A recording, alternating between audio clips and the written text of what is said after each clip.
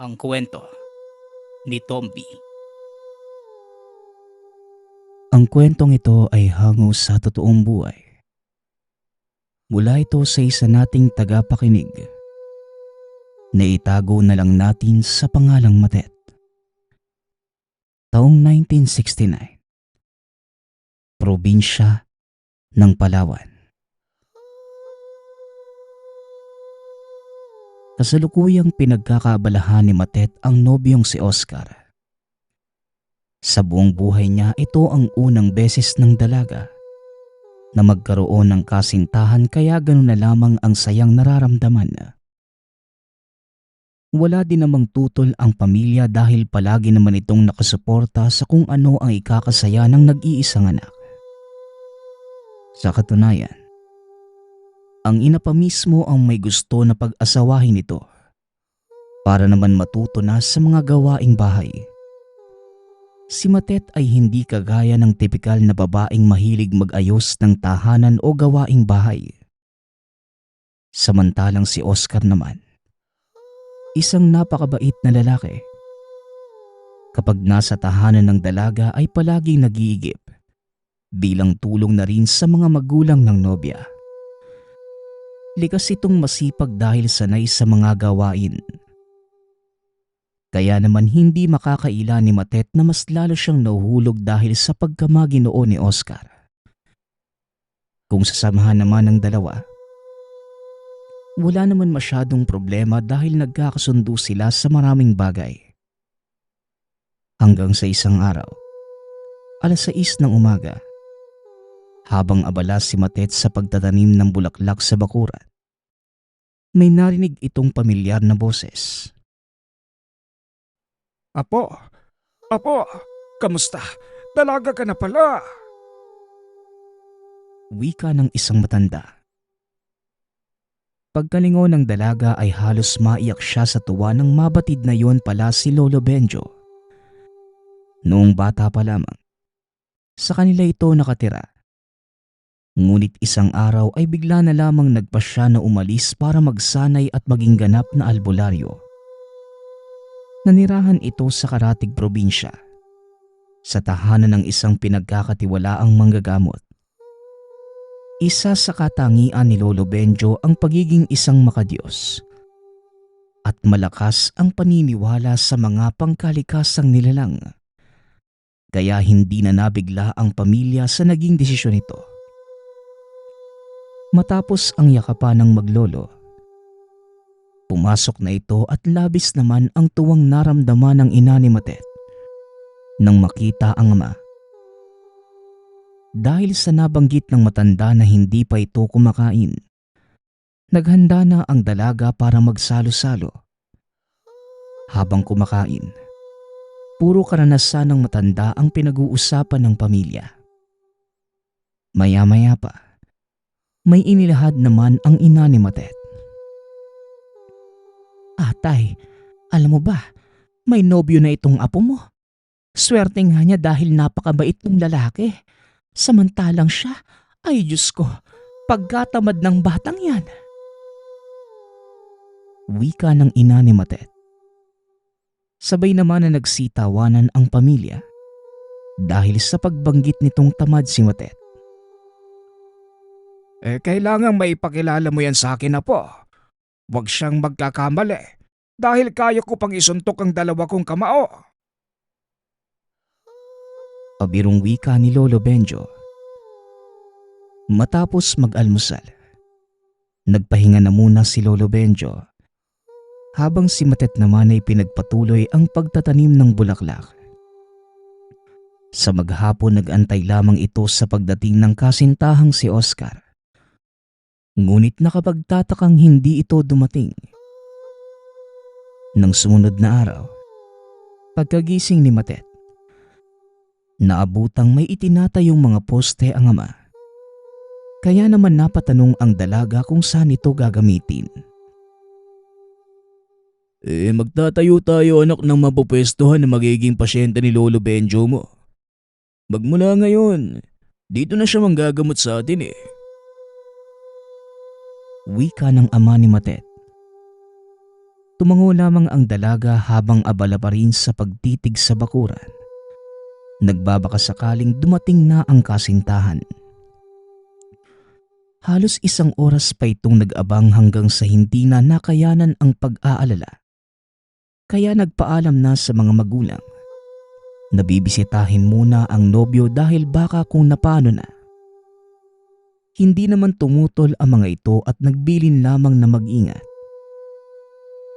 Pagkarating ni Matet sa tahanan ni Oscar, naabutan niya itong may hinihilang isang batya na punong-puno ng mga karne. Bigla namang lumapit si Matet at nabatid na parang may ulong nakapatong. Doon sa parteng gilid dahil may buhok pa ito, na parang galing sa isang babae. Kagad itong tinabunan ng nobyo ng itim na tela. Dahilan kaya nagtanong na ang dalaga. Ano yan, Oscar? Parang napakadami naman yan. May iba ka ba bang kasama dito? At teka nga, ano bang nangyari sa'yo? Bakit hindi ka na dumadalaw sa amin? Tanong ni Matet. Ngunit napaatras ang dalaga nang masilayan ang nanlilisik na mata ng nobyo. Sabay sabing ayaw na niyang makipagrelasyon dahil kay Lolo Benjo. Ganun na lamang ang pagtataka ng dalaga kung paano nito nakilala ang lolo at na lamang nakauwi na ito. Gayong hindi pa naman sila nagkikita o nagkakausap. Nagpumilit pa ang dalagang ayusin kung anuman ang hindi pagkakaintindihan. Pero hindi na muling nagsalita si Oscar. Dahilan para umuwi na lamang siya ng tahanan. Habang naglalakad, patuloy sa pagpatak ang mga luha ng dalaga. Ngunit ang hindi pa din maintindihan kung ano nga ba ang kinalaman ni Lolo Benjo sa kanilang relasyon. Pagkarating sa tahanan, kagad na napansin ng tatlong kasamahan ang pag-iyak kaya naman hindi maiwasang matanong sa nangyari. Dahan-dahan namang inilahad ni Matet ang katotohanan at kagaya niya. Ganun na lamang ang pagtataka ng mga magulang kung ano ang kinalaman ni Lolo Benjo. Hindi yata tao ang naging karelasyon mo, Matet. Dahil mga nilalang lamang naman ang pwedeng magalit sa akin. Pabirong wika ni Lolo Benjo. Matapos ay masinsinang pinag-usapan ng pamilya ang problema ng dalaga. Dahil sa batid sa mukha nito ang labis na pagkalungkot. Dahil doon, napagpasyahan na wag na munang pansinin kung anuman ang sinabi ni Oscar patungkol kay Lolo Benjo at kayanin na lamang nakalimutan ito dahil hindi naman magandang magabol sa isang lalaki. Magmula ng araw na yon hanggang sa lumipas pa ang isang buwan, paunti-unti nang nakakayanan ni Matet na kalimutan si Oscar. Iginugol na lamang ang oras sa pagtulong sa paggamutan ni Lolo Benjo. Sa katunayan, nakakaramdam ng tuwa ang dalaga dahil nakakatulong siya, lalo na sa may malulubhang sakit. Samantalang minsan naman, hindi pa rin maiwasang mag-isip ni Matet kung ano nga ba ang ibig sabihin sa mga katagang nabanggit bago sila maghiwalay. Isang 6:00 ng hapon, habang pasara na ang paggamutan ni Lolo Benjo, may isang ginang na sumisigaw ng salitang tulong habang naghahabol ng hininga.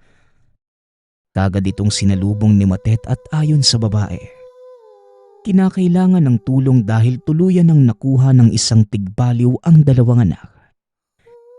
Hindi man maintindihan ay tinawag nito ang lolo para tulungan ang ginang. Nang maintindihan na ni Lolo Benjo ang salaysay ng babae, napagpasyahan itong pumunta sa bundok kung saan nakatira ang nilalang. May kung anong pumasok sa isipan ni Matet. Voluntaryong sumama sa dalawa. Hindi naman tumutol ang matanda at sabay-sabay na silang umalis. Ngunit habang naglalakad, napapansin ni Matet na nagagawi sila sa lugar ng nobyo. Maya-maya pa, nakaramdam na ito ng kaba nang huminto ang lolo sa mismong tapat ng tahanan ni Oscar. Dire-diretsyong pumasok sa bukas na pinto kaya sumunod na rin si Matet. Samantalang ang ginang naman, naiwan lamang sa labas dahil sa takot. Nanlaki naman ang mata ng dalaga nang maabutang walang awang winawasak ni Oscar ang tiyan ng isang dalaga. Sa malakas na boses, nagwika si Lolo Benjo na kailangang lumabas ni Matet. Hindi naman ito nagmatigas pa at tumakbo na papalabas. Tinabihan nito ang ginang habang hindi maintindihan ang nararamdaman. Dahil sa hindi makapaniwala sa nakita. Sa kinatatayuan ng dalawa, maririnig sa loob ng tahanan ang napakalakas na pag-angil ng hindi mawaring hayop. Samantalang ang albularyo naman, walang humpay sa pagbigkas ng iba't ibang panalangin. Ang nakakakilabot na sagupaan ng nilalang at albularyo, tumagal pa ng halos kalahating oras. Hanggang sa maya-maya pa, lumabas na si Lolo Benjo. Punong-puno ng pawis ang buong katawan. Sinalubong siya ng apo at kinamusta ang lagay at ayon sa matanda, maayos naman at matagumpay niyang natugis ang tigbaliw. Pasensya na iha kung hindi ko nailigtas ang iyong mga anak. Huli na nang dumating ako dahil tuluyan na itong nabihag ng tigbaliw. Napakamalas naman dahil sa ang anak mo pa ang nabiktima. Ang ganitong uri kasi ng nilalang, mga mapanlin lang. Dahil sa nagwawangi sila ng nakakaangat na itsura para mapaibig ang isang tao. At pagtuluyan ng nahulog ay gagawin itong bihag para maging isang pagkain. Sa ngayon iha, wala na ang nilalang ngunit hindi ko masisiguradong hindi na ito babalik pa. Dahil may kakayahanang ang kanitong buhayin ng isang namayapang tigbaliw. Pagpapaliwanag ni Lolo Benjo. Humagulgol naman sa kakaiyak ang ginang kaya inalalayan ito ni Matet hanggang sa makarating sa kanilang tahanan. Sinalubong ito ng iba pang mga anak samantalang si Lolo Benjo naman diretso nang umuwi. Habang nakaupo si Matet sa tabi ng ginang, naikwento nito na isang buwan pa lamang na maging nobyo ito ng anak at ni minsan ay hindi sumagi sa isip na tumanggap sila ng isang nilalang. Gawa ng pakikisimpatya, naibahagi na rin ni Matet na ang parehong lalaki ay naging nobyo niya rin. Hindi naman makapaniwala ang ginang. Halos isang oras pa ang lumipas at nakauwi na rin ang dalaga. Pagkarating sa tahanan, kaagad niyang itinanong sa lolo ang minsang sinabi ng nilalang na si Oscar patungkol sa takot sa kanya. Sa puntong yon, saka lamang naibahagi ni Lolo Benjo na ang sinasabi nitong dating nobyo ay siya rin nakasagupa na sa ibang probinsya. Dahil iisang wangis lamang ang ginagamit nito. Dagdag pa ng lolo, maaaring nilapitan nito si Matet para makapaghigante.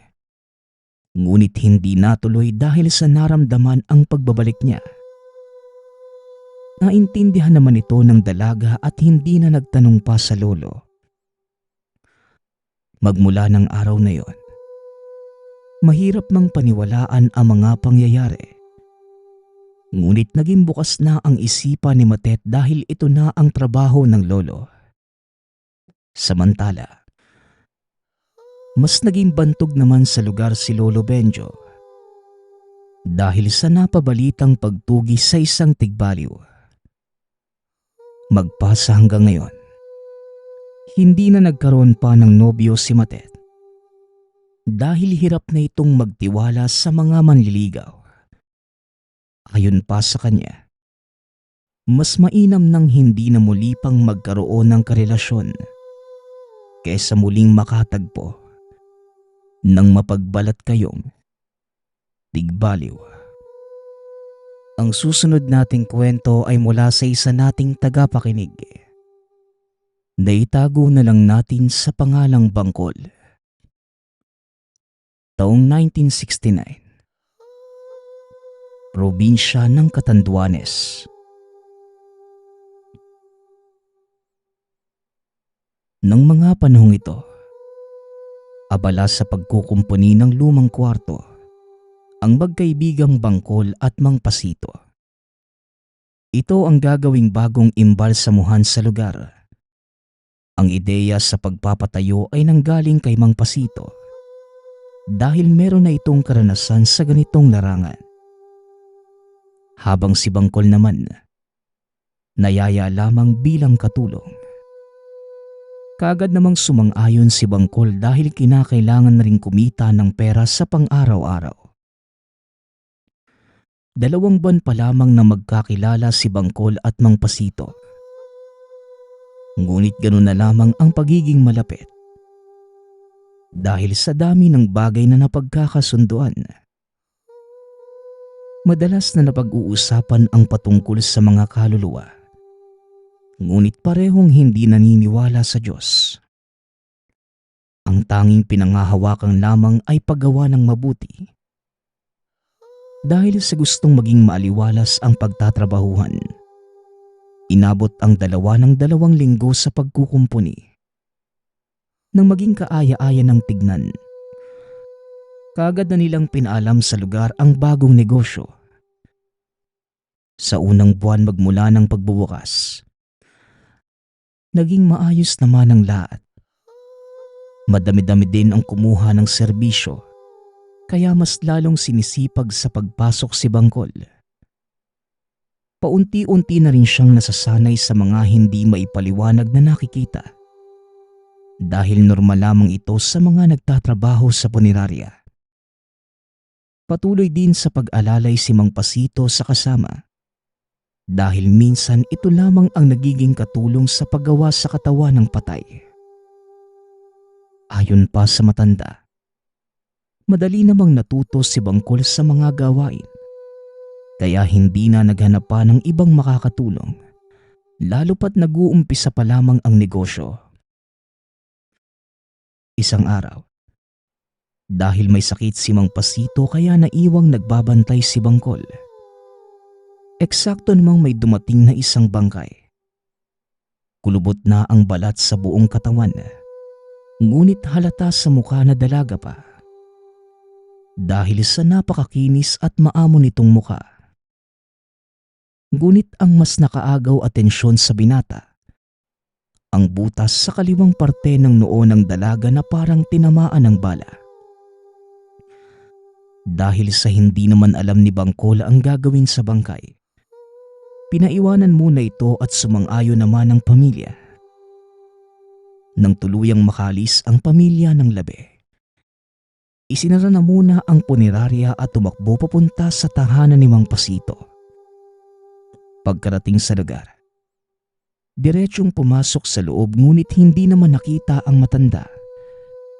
Kahit anong pagtawag ay wala talagang lumalabas. Kaya minabuting bumalik na lamang muna sa punerarya. Pagbukas sa pinagtatrabahuhan, naabutan nitong nag-iimbalsamo si Mang Pasito. At yun na lamang ang tanging pangyayaring naalala ni Bangkol. Dahil ang tanging naaalala lamang ng binata ay nang magising siya pagkalipas ng 4 na buwan. Ang mga sumunod na pangyayari ay naging salaysay ni Mang Pasito. Bago pa man makarating si Bangkol sa tahanan, nakasalubong niya ito at tinanong kung ano ang sadya. Ngunit hindi naman sumasagot si Bangkol kaya inisip na baka may kung ano itong kinakailangang gawin. Dumiretso na si Mang Pasito sa punerarya dahil nabalitaan ang bagong iimbalsamuhin. Pagkabukas ng pinto, kaagad na tumambad ang bangkay. Kaya naman mag-isa itong binuhat papunta sa likod ng kortina na pagsasagawaan. At dahil mag-isa lamang naman doon sa kwarto, isinara ng matanda ang pinto dahil baka may kung sino pang pumasok at gumawa ng kung anong kalokohan. Sa unang pagbao ng patalim sa ginagamit na pangkuha ng dugo ng patay, ramdam ni Mang Pasito na hindi ito katawan ng tao. Matigas na at napakaraming tubig ang lumalabas sa katawan ng bangkay. Maya-maya pa, dumating na si Bangkol at walang ano-ano'y. Nawala ito sa sariling katinuan. Biglan nanlisik ang dalawang mata at walang pag-aalinlangang tumakbo palapit kay Mang Pasito at inagaw ang patalim. Pagkahawak dito, naupo sa isang sulok. Umiiyak habang paulit-ulit na tinutusok ang patalim sa lupa. Sa puntong yon, hindi na nakagalaw si Mang Pasito sa kinatatayuan sa sobrang takot. Nangakmang pupunta na sana sa pinag-iimbaka ng mga gamit para kumuha ng pangdepensa. May boses matanda na tumawag sa pinto habang paulit-ulit na kumakatok. Hindi na ito nagdalawang isip pa at kagad pinagbuksan. Dito bumungad ang dalubhasang albularyo sa lugar na si Tandang Florante. Pasito, kakailanganin ko iyong tulong. Nakapasok dito ang kaluluwang umalis sa katawan ng aking pasyente. Wika ni Tandang Florante. Dahil sa hindi maintindihan ni Mang Pasito ang sinasabi nito, hindi na siya nagsalita at sinamahan na ang albularyo papasok. Nang makita si Bangkol ay binuhusan niya ito ng langis at may mga usal na binanggit. Kasabay nun, bigla itong nawala ng malay at sa pagkakataong yun, humingi na ng tulong ang albularyo kay Mang Pasito. Ibinalot ng dalawa ang bangkay at ang walang malay na si Bangkol sa puting tela. Sabay na umalis ang dalawa sa punerarya. Si Tandang Florante ay pilit na hinihila ang bangkay samantalang si Mang Pasito naman, karga-karga si Bangkol. Pagkarating ng dalawa sa tahanan ng matanda, kagad nitong ipinasok ang mga dala. Ganun na lamang ang pagkabog ng dibdib ni Mang Pasito nang makita ang isang nakahigang katawan sa lamesa. Kamukhang kamukha ito ng bangkay na dinala sa punerarya. Dala ng sobrang kuryosidad, naitanong ni Mang Pasito kung ano ang nangyayari. Ang nakikita mong katawan na yan ay ang pasyente ko. 1 linggo na ang nakalilipas. Nakulam siya na galing sa may kaalaman sa kaliwa. At sa sobrang lakas ay nakayanang maibao ng itim na perlas sa noo. Yon ang pilit kong inaalis dahil sa lubha itong mapanganib. Kapag nagtagal ng 1 taon sa bungo ng pasyente, paniguradong magiging kaanib na siya ng nilalang dahil sa palatandaan nito. Ngunit sa kalagitnaan ng aking panggagamot, bigla na lamang kusang humiwalay ang kaluluwa nito sa katawan. Malakas ang pakiramdam kong nilalabanan ng nilalang ang aking panggagamot. Wika ni Tandang Florante. Dahil dito, napabuntong hininga naman si Mang Pasito. Alam kong gusto mong itanong sa akin kung sino ang bangkay na dinala sa punerarya. Isa na lamang yung katawan ng saging, nagawa din ng nilalang. May kapangyarihan din silang buhayin ito sa pamamagitan ng pagpapasadib ng isang kaluluwa. Ang kaluluwang sumanib sa katawan ni Bangkol, ang kaluluwa nito. Pambihira pero nangyayari talaga. Yon ay dahil sa nabubulabog ang kaluluwa lalo pat pinag-aagawa ng 2 partido. Pagpapaliwanag ni Tandang Florante. Dahil sa narinig, kahit papano'y naintindihan naman ni Mang Pasito ang nangyayari. Dagdag pa ng albularyo, medyo mahaba-haba rin ang panahong iginugol sa pagpapabalik ng malay ni Bangkol. sa kaluluwa at sa pagpapagaling sa pasyente. Ayon sa kanya, sabay-sabay itong gagaling at mangyayari lamang yon pagsapit ng kabilugan ng buwan.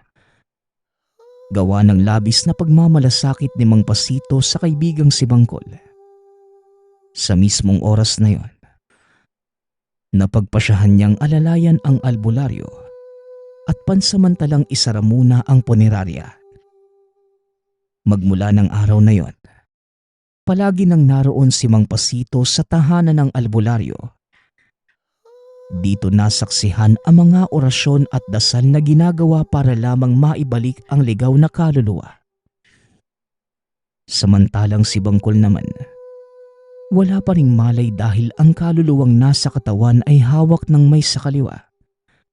Kaya pinanatiling walang malay ng albularyo para hindi makagawa ng anumang ikapapahamak ng sariling katawan. Ayon kay Mang Pasito, napakahirap ng sitwasyon dahil hindi man lang nakakausap ang kaibigan at nagmimistulan itong patay dahil sa kalagayan. Hanggang sa sumapit ang isang araw, kabilugan ng buwan, matyagang dinala ng mga ito ang katawang gawa sa saging at ang walang malay na si Bangkol. Pagkarating sa tuktok ng bundok, nag-antay ang dalawa hanggang sa sumapit ang hating gabi.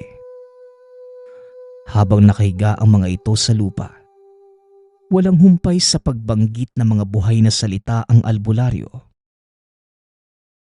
Maya-maya pa, sinunog na nito ang katawan ng saging.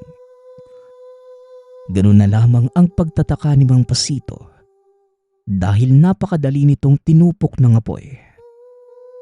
Habang nagliliyap, may isang matandang babae na bigla na lamang lumabas mula sa kawalan at may kung anong binulong sa hangin.